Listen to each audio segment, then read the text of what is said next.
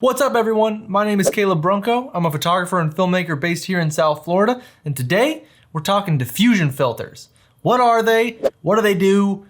Where can I get them, I guess? So what are diffusion filters? Well, they are exactly what the name suggests. They are filters that diffuse light. They're often used for video work to smoothen out skin tones, bloom highlights, and basically just take the digital edge off of the sensor. You may have seen other videos like this with titles as like, make your footage look more cinematic, or turn your footage into film, or blah, blah, blah, blah, blah. Basically, it's all the same kind of thing. These filters also typically come in a variety of strengths based on how intense you want the effect to be. Some of them are very subtle with intent to be used all the time, essentially. And other ones are much stronger with intent for like dream sequences or very stylized work. The filters in specific that I will be talking about today are the Moment CineBloom filters because they're very inexpensive, very good quality, and they come in two different strengths, so they can be used on a variety of different situations. First one I have is the 10% strength, which is the lower of the two.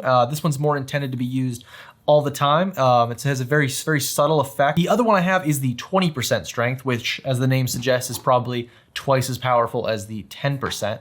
And this one's much stronger, much more stylized, essentially. So not really like an everyday kind of use, but somewhere that the 20% really comes into its own is at night, which we'll get into later. I love that these filters come in their own little case. And if you pop them open, it actually has its own little circular cleaning cloth, and the filter is just kind of sat right in there. Always love when products have really good packaging. And as for the build quality on these filters, they're built very well for the price. I will say though, so I bought the 10% and the 20% at the same time, and I had to send my 10% back and get a replacement because the threads on it wouldn't thread onto any of my 77mm lenses, or anything for that matter. I assumed the filter wasn't threaded properly, so it just didn't really work, which is why this video is taking longer than it was supposed to. And I thought it might be like my lens, so I tried it on a bunch of different ones, and then I tried the 20%, worked perfectly, so it was definitely something messed up with the threads, so just something to be aware of when you're ordering these filters, although I probably just got a rogue one. I really like this kind of like red outer ring here, and it has a bunch of ridges on it too, so it makes it super easy to get it on and off. Your fingers aren't slipping around, and you're not gonna like just break it off the lens. And this being the 10%, why don't we just throw this on the lens and see what it looks like?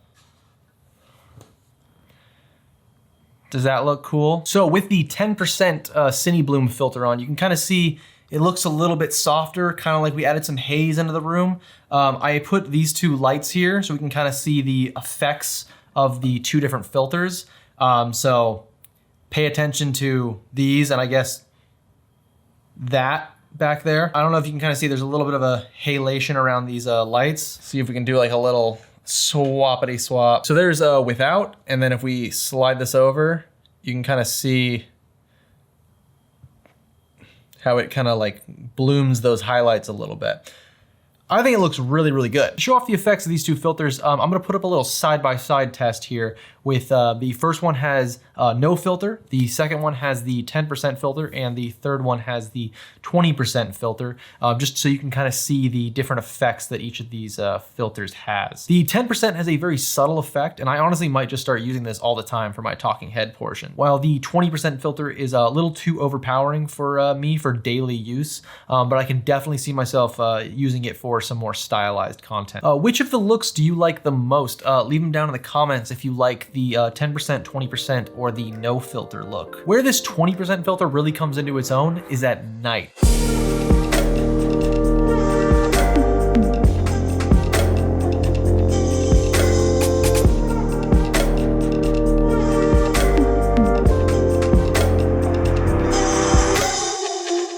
This thing looks so killer at night.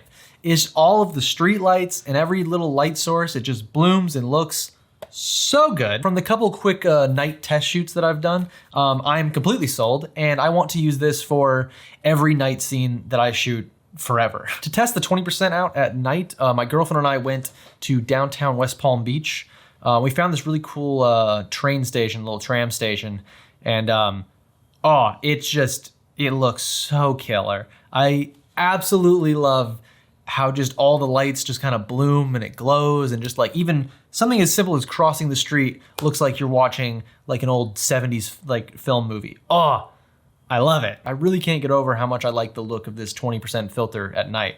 But let me know down in the comments if you also like it or if it's a little too overpowering for you, because maybe the 10% at night would be like your perfect sweet spot. While these filters are mostly designed to be used for video work, they actually look really good for photos too. You can really use these filters to get some really like stylized, moody like night photos, which I'm digging because we don't really have any fog here in South Florida. So I'm just gonna make my own with a filter. So I think that's pretty much gonna do it for today's video. I'm probably gonna start using this 10% filter for all of these talking head portions here in the studio. Yeah. Anyway, guys, if you liked this video, please consider liking and subscribing. It greatly helps me out. And I'll catch you in the next one.